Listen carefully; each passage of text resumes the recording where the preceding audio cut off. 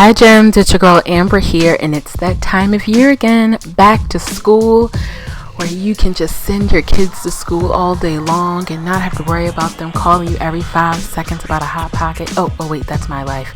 If you're interested in how I achieve this back to school look, keep watching. Alright gems, first things first, I'm using my Maybelline Baby Pore Eraser Primer. You guys, this is just an amazing dupe for that YSL primer that I use every now and again for a drugstore primer. I apply this all over the face. It definitely helps if you have texture and if you're looking to just fill in those pore areas. For foundation, I'm going in with my Dream Mousse foundation. I'm in the darkest shade, I believe it's Cocoa. And I'm applying that all over the skin, you guys. I've only used this a couple times, but every time it's seamless. And if you're looking for something that's relatively comparable to just a high quality in foundation, this is definitely the one for you. I'm going with my Real Techniques sponge. If you haven't guessed it, I'm using all drugstore products so that back to school pretty young thing can afford and recreate this look on a budget.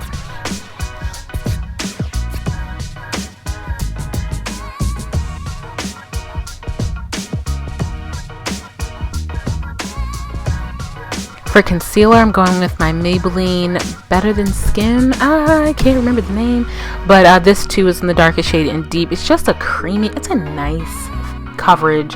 It definitely color corrects as well, so it's like a dual purposed concealer. And I'm like, oh god, I think I'm running out. So I apply this in the typical areas that I highlight. My forehead, chin, Cupid's bow, and the higher points of my cheek and under eye. And just blend that in with that same Real Techniques sponge. I'm just circulating so I don't mix the concealer and the foundation before I apply my setting powder.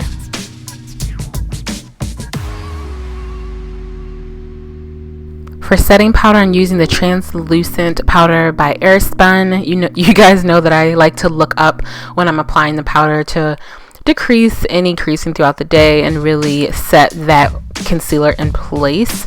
It's not necessarily my go-to favorite translucent powder, but it does the job on a budget, so why not use it? To set my whole look, I'm going with my L'Oreal Infallible Pro Matte Powder. It's in the darkest shade. I believe it's Cocoa as well. It also allows me to brush away any of that excess Airspun to kind of, a little white cast that could potentially come from that translucent powder. I go ahead and apply it all over the face. For my contour, I'm going with my Ebony Bronzer by CoverGirl. I typically bronze with this, but since I'm not going for an in-your-face snatch, I mean, we're back to school, we're not going to the club, I just like to apply this in the hollows of my cheek and the perimeter of my forehead and a little on my nose to kind of snatch the whole look together. And I also go a little bit in the sockets to kind of deepen my lids, since I have hooded lids, to try to create some definition.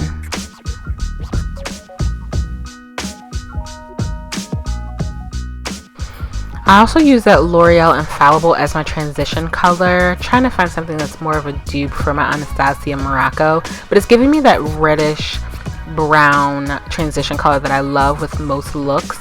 But for the whole lid, we're going in with a new palette purchased from Wet n Wild. It's called Coming in Latte. As you can see all those beautiful nude colors. In the outer corner of my eye, I'm going with that brown that you saw me point out. It's kind of like a chocolate type brown. Not too deep where it's black, but just enough to create some definition on the outer corner, as I'm at this point determining, do I want to go hard in the paint first day of school, or do I want to kind of ease folks into the sleigh that could happen throughout the year? I decided to ease into it a bit, so more of a neutral tone look, and I'm just applying this with a blending brush in the outer corner and then using a clean blending brush to marry those two shades together.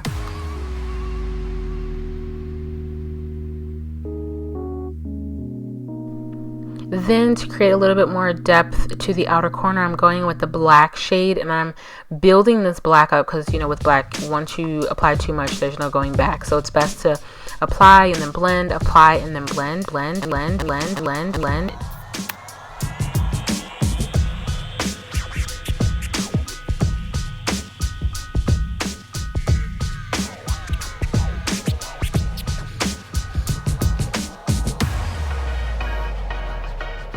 Because I decided to use more of the soft tone neutral colors in this palette, I felt like I needed a little bit more support for the best color payoff, and I applied just a little bit of my NYX Jumbo Pencil in the color Milk to kind of carve out where I'm going to be applying that more cafe colored eyeshadow that you see me dabbing into right here, and just packing that directly on the lid. Based on my skin tone, I feel like I need a little bit of help for it to pop and really show on the look.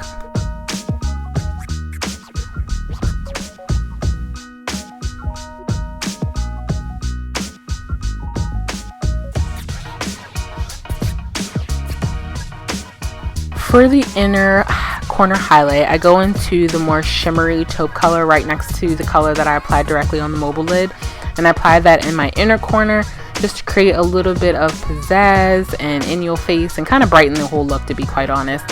Such a pretty color and definitely complementary to the shade that I have on my mobile lid. I'm going with my Queen Collection mascara in the color Black Ivy, but I really love the wand on this one. It grabbed my little baby hairs. And you all know my favorite go-to Monday through Friday lash still applies with back to school, and that's the Ardell 120 Demi Wispy.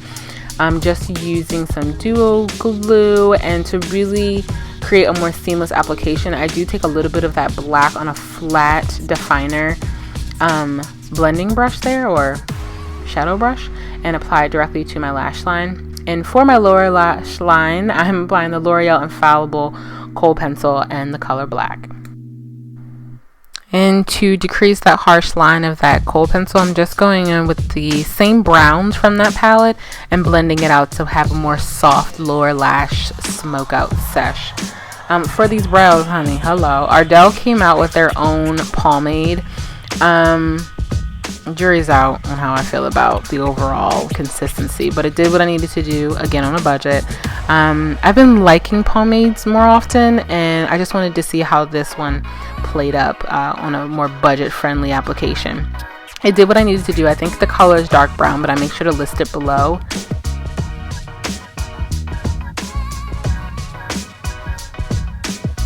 To set the brows in place, I've never even heard of this brand. It came in my Ipsy bag, but I do know that it can be found in a drugstore, and this is Essence Beauty, just to really set that in place and brush the hairs in the direction that I want them to go.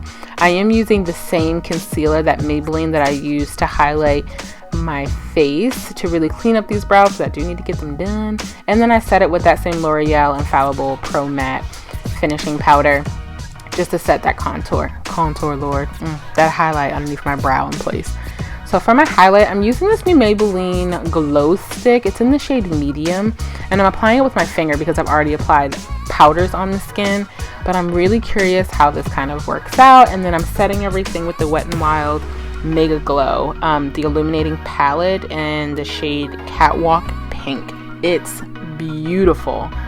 Definitely blew my mind. Definitely something I'll be using on a regular basis.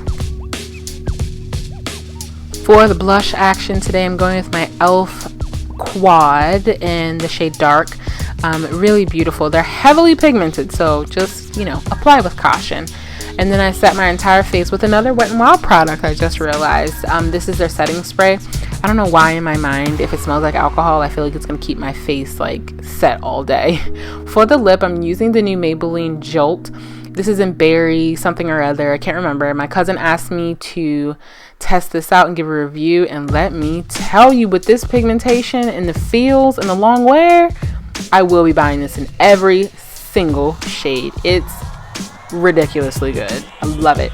And there you have it, gems. My back to school budget friendly drugstore only product. You guys have a blessed semester and a blessed year altogether. Shine bright, gems. Bye.